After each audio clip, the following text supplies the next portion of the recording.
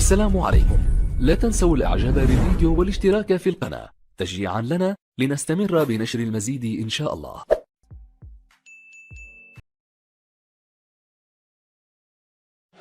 بسم الله الرحمن الرحيم. مشاهدي الافاضل اينما كنتم مرحبا بكم، اهلا وسهلا، نحييكم ونلتقي بحضراتكم مباشره من ملعب مينيراو بمدينه بيلو هوريزونتي في الارجنتين، وسط اجواء جزائريه محضه.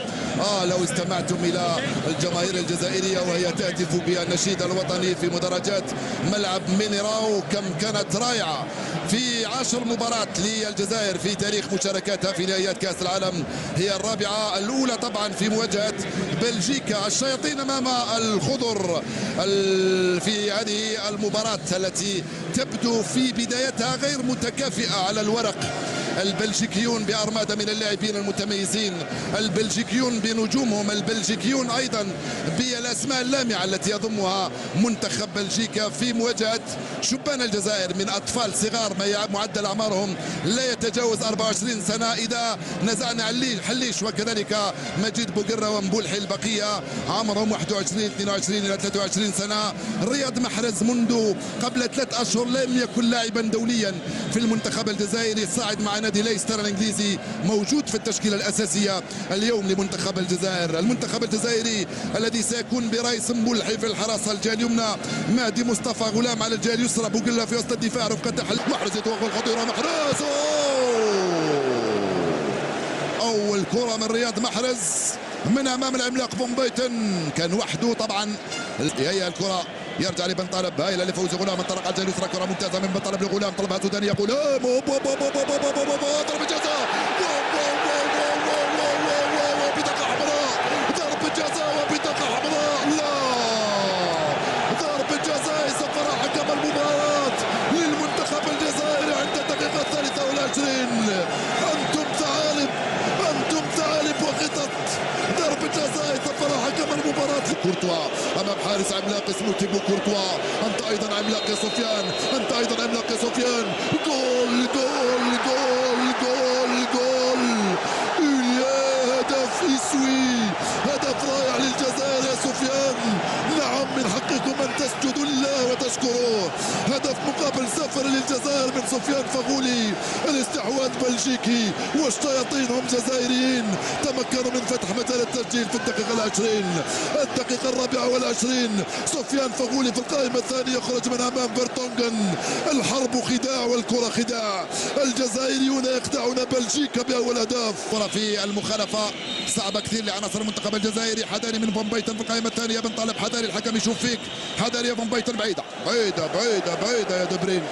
يا ريت كل مرة ترمي كرات مثل هذه يا دبرين، يا ريت كل مرة تجيك مخالفة ترميها بهذا الشكل، بعيدة تماما على الرئيس. الرئيس لم يقل شيئا. فيتيل مرة أخرى رئيس مبولحي يخرجها ركنية ثانية. أكسل فيتيل وسط ميدان نادي الزينيت يسدد من بعيد. في خطأ يقول الحكم، في خطأ يقول الحكم ضد محرز، في خطأ يقول حكم المباراة ضد رياض محرز. نادي توتنهام في تنفيذ هذه المخالفة. يا محرز أين أنت؟ يجب أن تقطع الطريق يا محرز. فيرتونغن بعيدة بعيدة بعيدة بعيدة بعيدة تماما فوق المرمى، فوق مرمى وبرايس مبولحي حكم المباراة.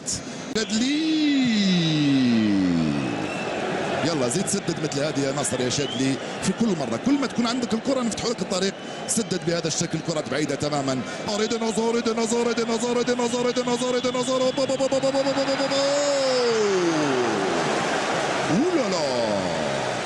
سهل الكرة هذه لفاع لوكاكو.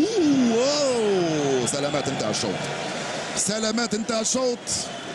حكم احتسب دقيقة من الوقت بدل الضياع. ستنتهي 30 ثانية بعد هذه الكرة من رئيس وهاب.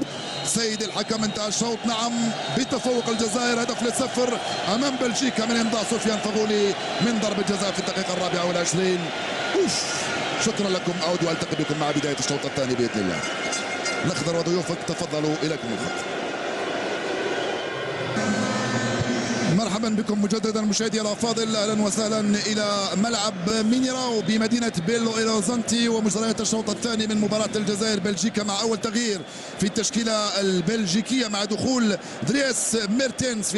حذري من كومباني وبامبيتن. يا ريس، اوه يا ريسة، فيتال في القائمه الثانيه هو اللي ضرب الكره بالراس او ضربت فيه الكره بالراس. هل المسها ريس مبولحي شويه، لذلك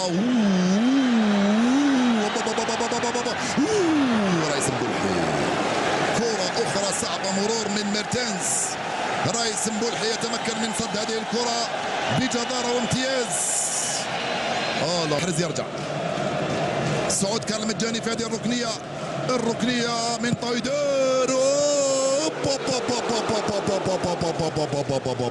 في القائمة الثانية هلال العربي السوداني. براسك هذه يا العربي، بهار براسك هذه يا هلال وليس برجلك. اي نعم تبعت الكره. شوف الرأسية لسفير طايدير. سفير طايدير في خطأ، نعم. سيد الحكم في خطأ، نعم. يقول حكم المباراة للخضر ديمبلي. هل تمنحه البطاقة الصفراء أم ماذا؟ في هنا خطأ واضح من ديمبلي على سفير طايدير. جانبية. التسديدة من فيرتونغن جانبية مرت على يمين الرئيس وهاب مبولحي، وأول تغيير في التشكيلة الجزائرية في هذه اللحظات. هذا وريد في القائمة الثانية. رئيس مبولحي يلتقط هذه الكرة، يسبق الجميع. الرئيس مبولحي يلعب مباراة كبيرة بعد هذا الصد. العودة الموفقة هنا من سفيان فغولي، يصد هذه الكرة، رجعت لدبرين. حذاري من ايدن وحده، حذاري من ايدن. وفي اللايني جول، من اروع ما يكون. بالراس في اللاين يعدل النتيجة عند الدقيقة 70 لمنتخب بلجيكا بعد ضغط رهيب وضغط شديد جدا. مروان فلايني يسجل هدف رقم 9 مع منتخب بلجيكا في 51 مباراة، هدف رائع. خلوني نقول لكم بأنه هدف في منتهى الروعة. ضربت في العارضة الأفقية ودخلت. الآن من المفروض يخرجوا اللاعبين الجزائريين. يا مهدي أنت تأخرت. راح الخطير، راح لدنازارو.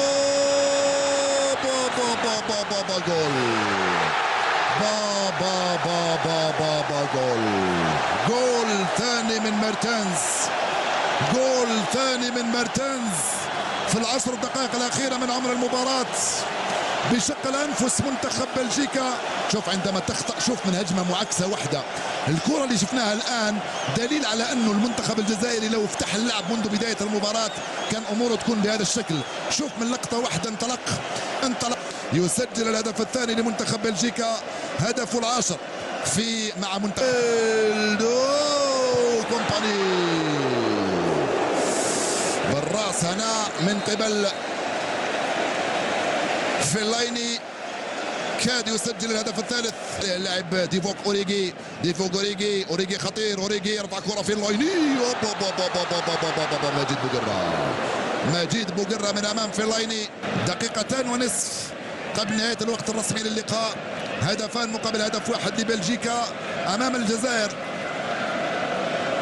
منتخب مصطفى الحكم يقول نهاية المباراة بفوز بلجيكا على الجزائر بجدارة واستحقاق بهدفين مقابل هدف واحد. بداية موفقة للمنتخب الجزائري من حيث اللعب. المباراة الثانية ستكون أفضل والثالثة أفضل. شكرا على المتابعة، ألقاكم بخير بإذن الله.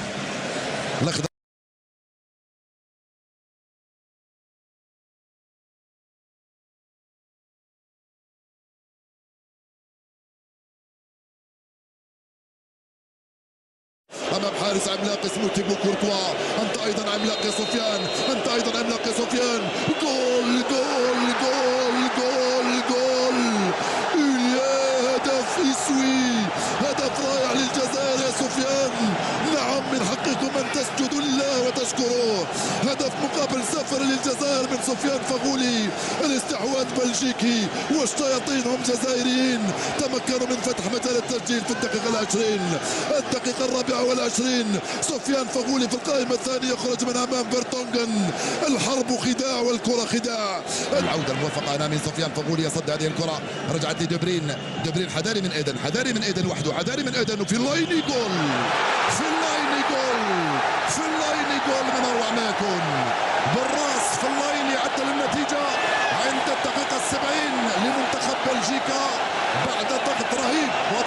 شديد جدا. مروان فلويني يسجل هدف رقم 9 مع منتخب بلجيكا في 51 مباراة، هدف رائع. خلوني نقول لكم بأنه هدف في منتهى الروعة. ضربت في العارضة الأفقية ودخلت. يا مهدي يا مهدي انت تأخرت. راح الخطير، راح ايدن ازارو. بابا جول. بابا جول ثاني من ميرتنز. جول ثاني من ميرتنز في العشر دقائق الأخيرة من عمر المباراة بشق أنفس منتخب بلجيكا. شوف عندما تخطأ، شوف من هجمة معاكسة واحدة. الكرة اللي شفناها الآن دليل على أنه المنتخب الجزائري لو افتح اللعب منذ بداية المباراة كان أموره تكون بهذا الشكل. شوف من لقطة واحدة انطلق. يسجل الهدف الثاني لمنتخب بلجيكا.